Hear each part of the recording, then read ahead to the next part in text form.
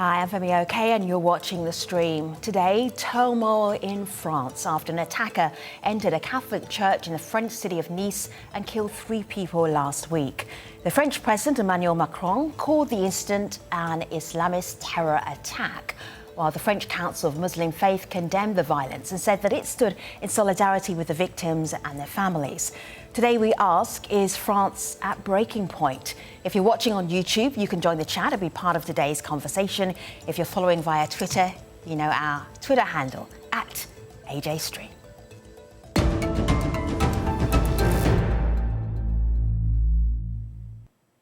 So how does France plan to deal with acts of domestic terrorism and, at the same time, accusations of Islamophobia? And what does all of this mean for the country's relationship with Islam and Muslims? President Macron addressed some of these questions last week in an interview with my Al Jazeera Arabic colleague Ayash Daraji. Maintenant, quel est notre souhait? Que les choses... I think that all political and religious leaders who don't clearly condemn any violence towards France, which is a country of freedom and enlightenment, have a responsibility, sometimes directly, but certainly indirectly, for the violence which might be perpetrated against French people in France or abroad. Que le président turc... Joining our discussion, we have Rim Sarah Alouane. She's a legal scholar who focuses on religious freedom and civil liberties in France. Nafis Hamid is an associate fellow at the International Centre for Counter-Terrorism in London, and Yasser Louati, director of the Justice and Liberties for All Committee in Paris. It is wonderful to have all of you here. It is terrible to have you here to talk about this particular topic. Let me share with you a tweet. I know you've seen this one. This is from Emmanuel Macron, President of France, and he says here, I'm going to use the French translation, "It is France which is under attack. I have therefore decided that our soldiers will be mobilised in the coming hours. As part of Operation Sentinel, we will go from 3,000 to 7,000 soldiers." Rim Sarah, the mood in France right now, do you feel like your country is under attack? I'm terrified. I'm extremely terrified, honestly. It took me a while to understand what was going on, and I couldn't process it as a French citizen. Why? What kind of human is capable of doing such horrific crimes? Is something that goes beyond me, and unfortunately, what happened after did not help. The brouhaha in the media, the confusion, the chaos. It was extremely scary. It's really, really terrifying. I don't know where we're going. Yeah, so this is not the first time you've had this conversation where people are, what is going on in France? Can you understand it? Can you unpack it for us? But if you're feeling personally, if you're showing personally how you are at this moment, do you feel under attack? If I go back to the attacks of 2015 and I spoke and I said Muslims had no right to grieve right after the January attacks, the November attacks, and the subsequent attacks of 2016. And the feeling is that you barely have time to collect your thoughts and feel sorry for what's going on. And for me, who was born and raised in Paris, I had no time, and I actually had I can speak about it now years later, a physical burnout from all the amount of work that was done, because I did not have any time to kind of, sit and just, and my family was telling me, yes, just take some time. You have the right to grieve. And for me, it was like, nah, it's the government is doing this, and the attacks is going to happen again, etc., etc.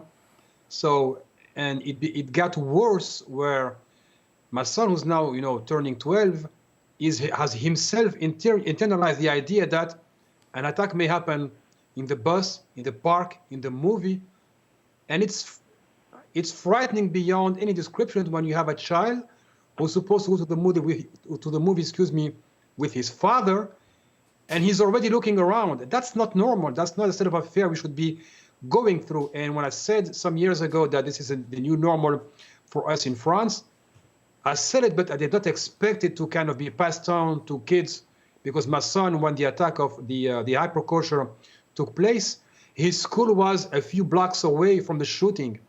And I was called in as I was teaching, and I was told that there was a shooting going on in the high kosher. There was a hostage situation, and I rode a motorcycle, and I had to walk like that 1.5 miles by feet, expecting the worst. I was literally expecting, God forbid, the school got shot, and my son was actually I guess 9 years old back then. I can get the numbers straight, and I took him from that place, and that day he said, "Daddy, what's terrorism? What is a terrorist?"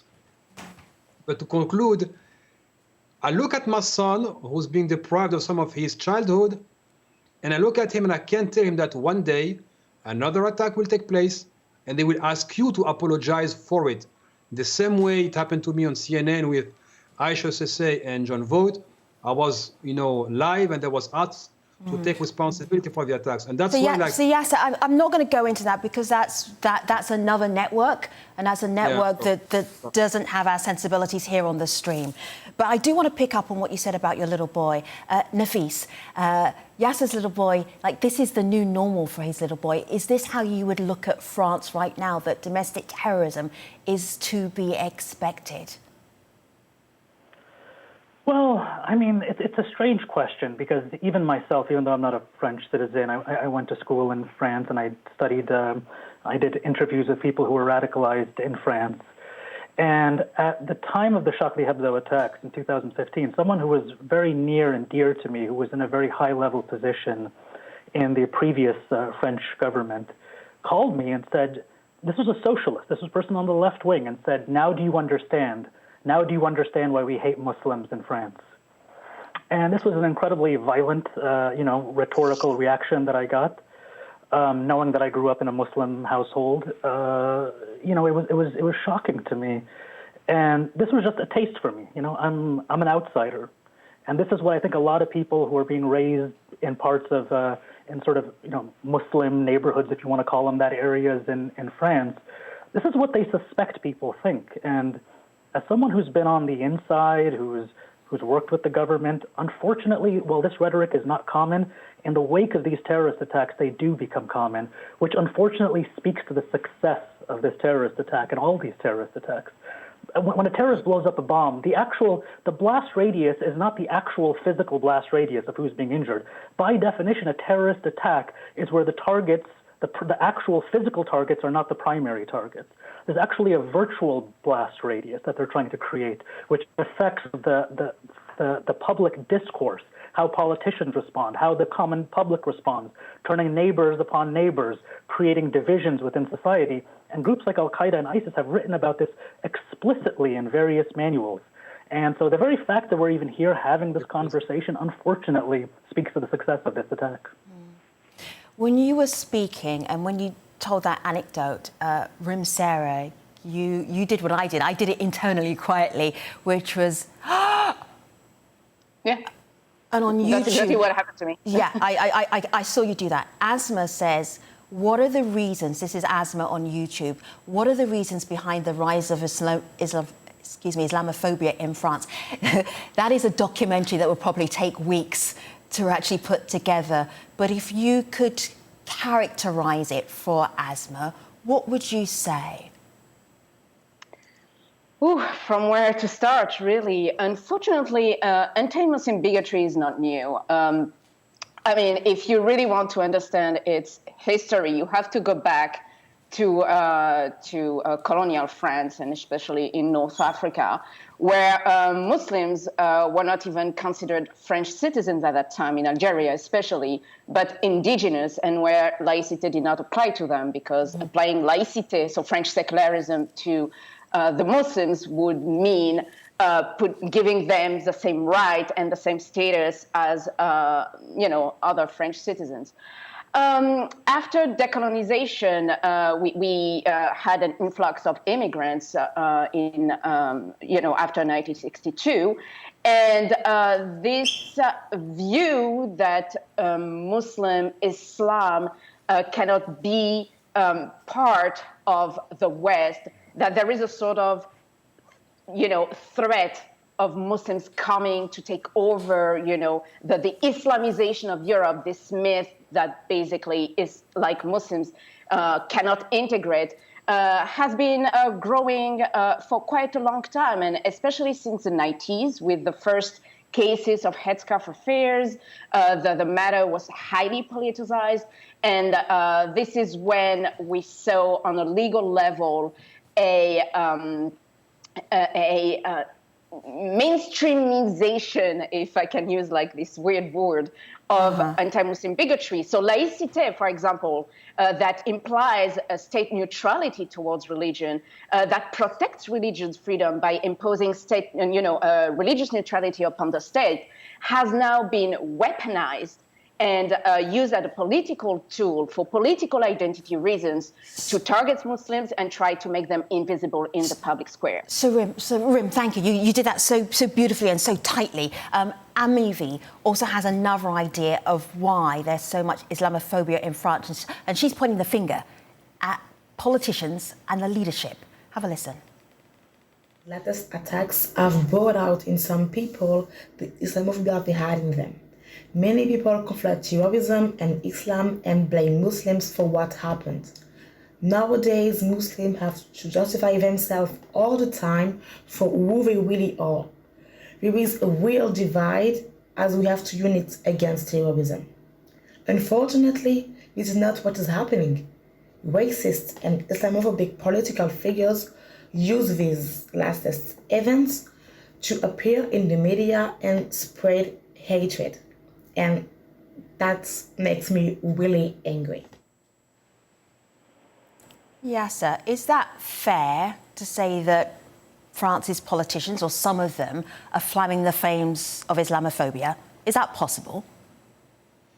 Actually, I tend to disagree with Jacques Rancière, with all due respect, a philosopher who says that Islamophobia in France comes from the top and is because of the elites only. There is definitely a grassroots acceptance of Islamophobia, and you would see it oftentimes in the interaction between kids, that there is always an internalized idea, stereotypes about, what Arabs are about, what Black people are about, what Asian people are about. For example. Well, for example, that the Arab is framed as a thief, the Arab woman is framed as a woman who needs to be freed, the Black people are framed as good at sports, etc. And oftentimes you see that the intellectual subjects, for example, when you are in school, are oftentimes kept away from the non-white kids. I went through it myself, and throughout my school, my education years in the public schooling system, it was constantly, they are trying to push me out of the system to learn, to become an electrician, plumber. They called in my parents, and I wanted to become a pilot since I was in primary school. And to them, it was unacceptable that an Arab would be a pilot. But I don't like to keep it on this. I want to just, bounce back on what Rim said in terms of how Islamophobia had its own architecture. And unlike what many people think abroad, for the past 30 years, it predominantly came from the left. And they were what we call the secular fundamentalists, les laïcards in French, who were the first ones, again, as Rim said, in the early 90s, who wrote the first, op-eds calling for the banning of the headscarf in public schools. And of course, despite the Council of the State, which is the highest administrative authority in France, saying no, kids have the right to wear their headscarf in schools, they managed within 15 years, they went from being a loud minority to being a majority capable of passing legislation. And today, as the lady said just before me, Islamophobia is not only used to cover up government screw-ups, pardon my language, but at the same time to always find the perfect scapegoat, the threat to national economy, threat to national security, threat to national identity. And that's why it is very difficult to dismantle, because there is a profound architecture, not only framing Muslims as a problem, but maintaining them as such. Let me move things on a little. Yeah, Nafis, go ahead. Wait, I just jump in on that. There's like a little anecdote I'd like to share with you guys. In late 2016, early 2017, I was doing a little work with the former Prime Minister's office, Manuel Valles's office, on their counter-narrative campaign. It was basically a social media campaign to try to curb radicalization. It was called Stop Jihadism. And I told them very frankly that this is not going to work. This is a subversive movement that sees themselves as anti-establishment, and you have a government-sponsored website with the French flag on the corner trying to tell them not to radicalize. This is ludicrous. This is not going to have any impact. And they said to me, oh, we know. This is a counter-radicalization campaign.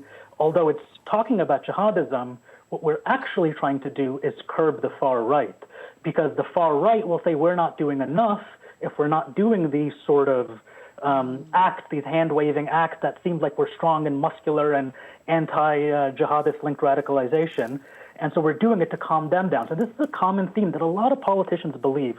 If I can come out and act like I am very against what the jihadists are doing, this will keep the right wing calm. However, if you look at what's happened in the United States, as Donald Trump came into office and he started fanning more of this rhetoric, it didn't have this cathartic effect that everyone thinks it has. It actually fanned the flames even more because it normalized this kind of language and it gave people permission to think some of these thoughts or express some of these thoughts. So the very hypotheses that a lot of prime ministers and presidents and chancellors use, that if I just come out and say some of what the right wing is thinking, then the right wing will be placated, just doesn't seem to be borne out by the evidence.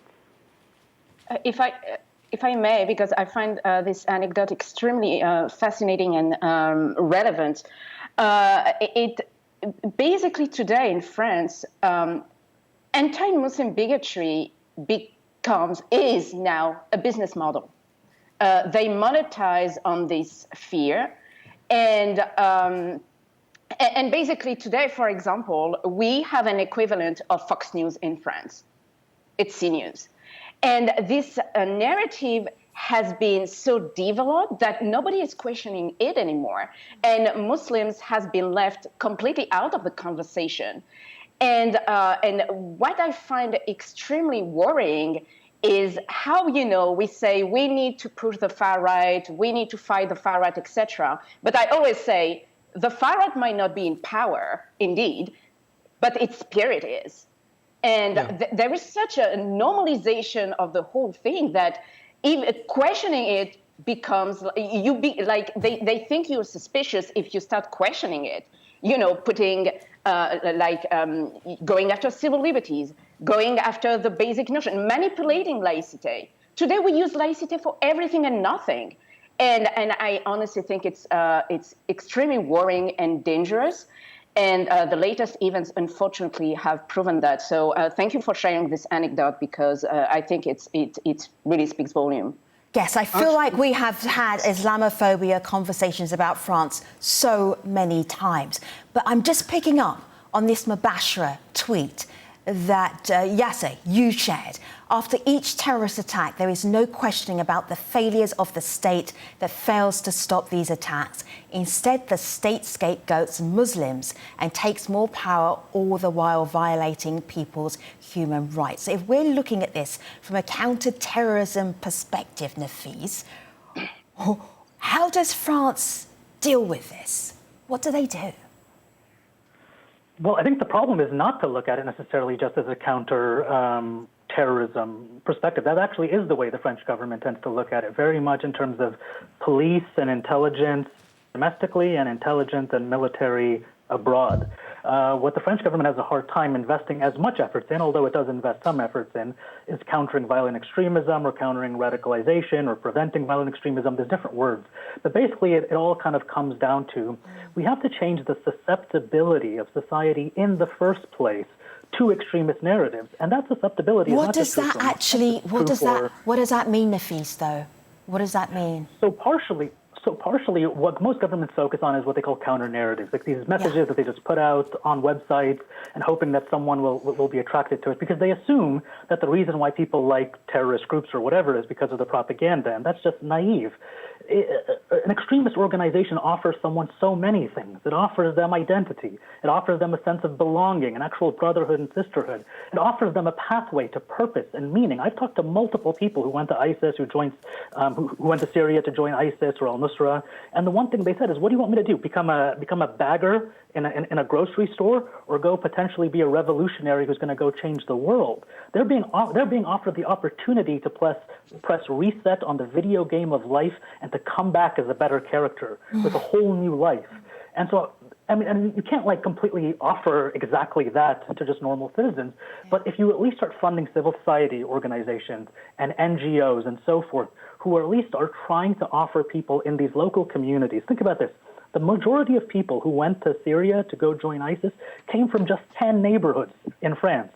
Okay, you don't need to do a nationwide program here. Why not invest a little bit of those efforts in France? I was in Lunel, the city that had the highest per capita rate of people who went to Syria. And I was going around talking, and there was police there, and there were intelligence agencies surveilling people. But there was pretty much no prevention or countering violent extremism programs. There was one civil society organization, and I met the guy who ran it. He said he has 27,000 euros a year to pay himself and to pay the overhead of his building. How is he actually going to combat radicalization amongst the youth with that kind of budget? I want to bring in one more voice from the French people that we spoke to, and this is Damien. And Damien was, he was trying to be hopeful. Let's have a listen to him. The relation between France and Islam is very complex, and if I want to speak about it properly, I will need a few hours speaking about secularism, speaking about colonialism, about history of blasphemy in France, and speaking about poverty. But yes, the situation is very tense with a lot of Islamophobia among our population and among our political leaders, at the right and the far right mostly. But hopefully there is also peoples, a lot of French peoples who stands against the Islamophobia and who stands for peace and solidarity. Just looking at some of the comments here on YouTube. Hilal, hi Hilal, thanks for being part of the conversation. She is wondering why France is blaming Islam. Hannibal says, I'm French. You will never have unity and harmony in this country as long as this freedom of speech is used to create scandal and tension. And Liz asked, is the French secular law, la cité, I put that in there because she said I forgot the official name for it, applied equally to all religions? Is there some movement to adjust it? And that is, Rim, what you were saying, is it almost being used to weaponise an idea which is supposed to protect people of all faiths, and it's being used to weaponise it. This is a depressing conversation. Rim and Nafis and Yasser, you're all back here again talking about the same thing. Is this a different time, Yasser, from the last time we spoke to you? We asked at the beginning of the show, is this a breaking point for France? Is it? Just briefly. I think it is, because when you see the amount of the multiple layers of legislation being passed, and I think and I agree, what actually Nafis did not say is that when the cabinet of Manuel Valls, who's been a notorious Islamophobe for the past at least 15 years, is that the left lost the battle of ideas, because since they have been carrying the ideas of the far right, pushing for more security measures, identity hysteria, the left, that's it. They have adopted the mindset of the far right, thinking they can, beat them in their own game.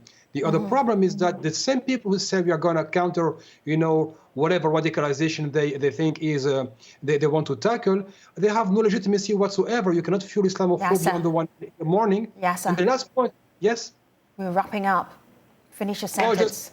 Okay, just one point is that there was a domestic intelligence report, published in 2014. It said that the repression model is a failure. We need to reach out to communities, the Juno report. It means that this approach based on blaming and then repressing is not working. If within the government, they know thank you so much, Yasser. How they're going to make it. There's always more to say. Nafis, thank you very much. Rimsera, we thank you.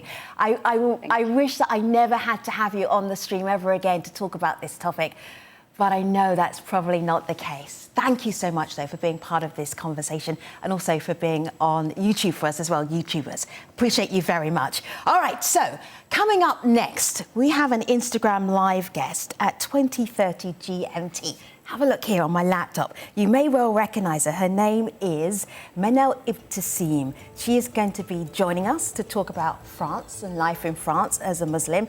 You may remember her from an amazing rendition of Alleluia she did in Arabic on France's version of The Voice, 20:30 GMT on Monday on Instagram. Look forward to seeing you then. And if you can't make it on IGTV and Instagram for AJ Stream, it will be there when you can. Thanks for watching, everybody. See you next time.